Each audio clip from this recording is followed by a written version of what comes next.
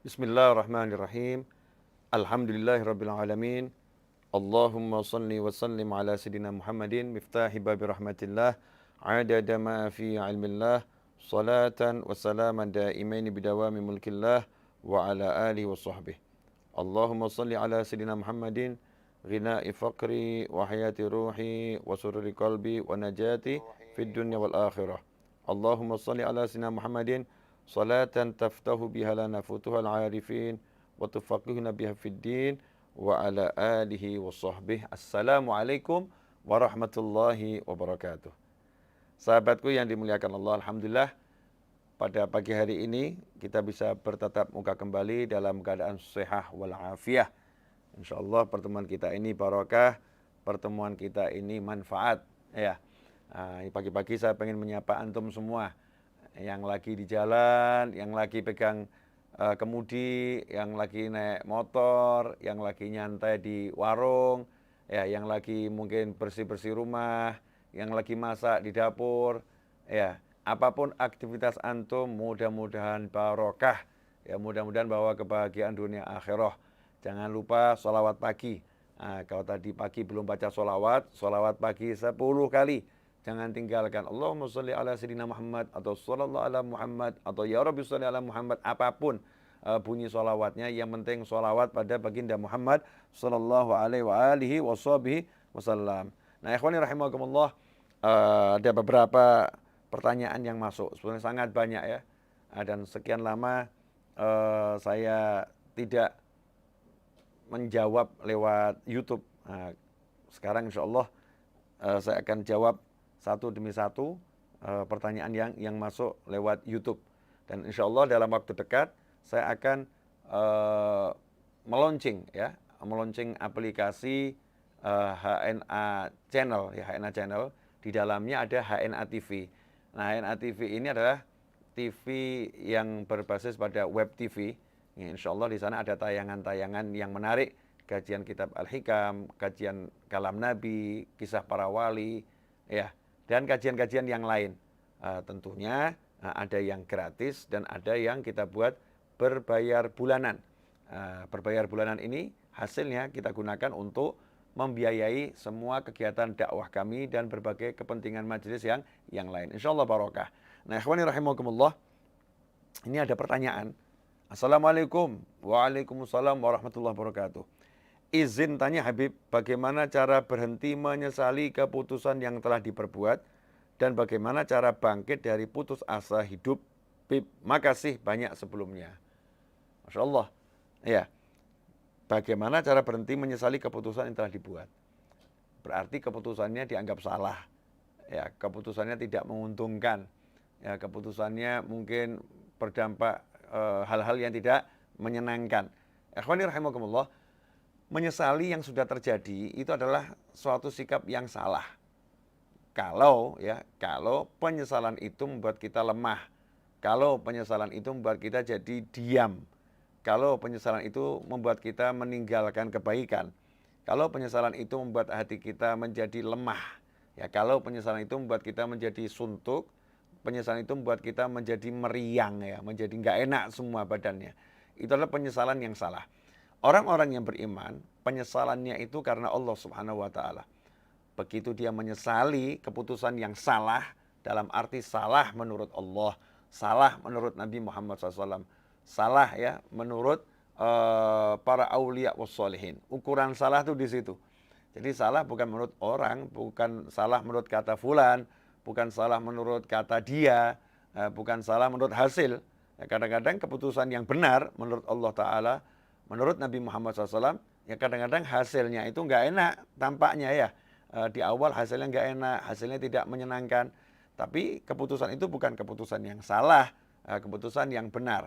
Tapi seandainya memang keputusan itu salah menurut Allah, salah menurut Nabi Muhammad SAW, penyesalannya itu bukan meratapi, oh dulu saya salah, oh saya nggak benar, wah keputusan nggak betul. Bukan begitu. Penyesalannya dengan melakukan aksi perbaikan. Wa'ad bi'isaital hasanata tamhuha. Begitu disabdakan oleh Nabi Muhammad SAW. Lakukan kebaikan setelah engkau sebelumnya melakukan keburukan. maka kebaikan itu akan menghapus keburukan tersebut. Maka kalau kita mengambil keputusan yang salah menurut Allah Ta'ala, perbaikannya adalah dengan minta ampun, bertobat pada Allah Ta'ala, dan melakukan banyak kebajikan, aktivitas yang positif menurut Allah dan Nabi Muhammad Sallallahu Alaihi Wasallam. Kalau itu kita lakukan, maka kita sudah dikatakan berhenti menyesali keputusan yang salah. Berhentinya itu dengan melakukan amal kebajikan, dengan melakukan kebaikan. Kemudian bagaimana cara bangkit dari putus asa hidup? Putus asa itu karena asanya nempelnya salah. Harapannya, asa atau harapan itu digantungkan pada tempat yang salah. Ya karena gantungannya itu lemah maka putus. Nah, kalau udah gantungannya lemah putus jatuh yang nggak enak. Ya jatuh itu nggak enak. Maka bergantunglah kepada yang nggak akan putus, mustahil putus. Bergantunglah kepada yang nggak akan lemah, yang mustahil lemah. Bergantunglah kepada yang maha kuat, bergantunglah kepada Allah Subhanahu wa Ta'ala. Bersandar pada Allah Subhanahu wa Ta'ala, mengandalkan Allah Subhanahu wa Ta'ala. Seseorang yang bergantung, bersandar dan mengandalkan Allah nggak akan pernah putus asa. Kalau dia nggak punya duit, ya dia akan angkat tangan, dia akan bekerja, dia akan terus bergerak, dan dia akan terus berpikir positif.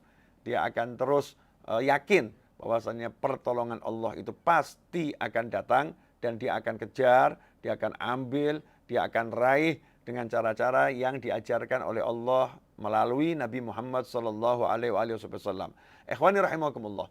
Tapi seseorang yang mengandalkan kawannya, mengandalkan relasinya, mengandalkan pemikirannya, mengandalkan dirinya, mengandalkan kemampuannya, mengandalkan makhluk-makhluk Allah Subhanahu wa Ta'ala, tanpa mentautkannya pada Allah yang Maha Kuasa, tanpa menghubungkannya pada Allah yang Maha Kuasa, maka ia akan diuji dengan kehilangan sandarannya.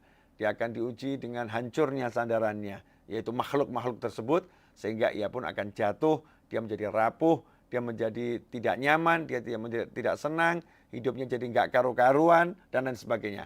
Karena itu cara ya untuk bangkit dari keputusasaan adalah perbaiki sandaran kita, perbaiki hati kita. Sandarkan hati kita hanya pada Allah Subhanahu wa Ta'ala. Ya, ingatkan diri kita bahwasanya hanya Allah yang mampu, Allah yang Maha Kuasa, Allah yang Maha Bisa. Kalau udah ingat dan paham hati ini bahwasanya dia punya Allah yang Maha segala-galanya, maka rasa nggak enak itu pun akan sirna. Perbanyak mengucapkan la haula wala quwata illa billah dengan meresapi maknanya.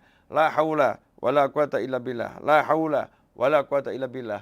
Nggak ada kemampuan yang saya miliki, nggak ada daya yang saya miliki kecuali kalau diizinkan oleh Allah, kecuali ditolong oleh Allah Subhanahu wa Ta'ala. Nah, ikhwani rahimakumullah, mudah-mudahan live streaming yang singkat ini barokah dan manfaat ya.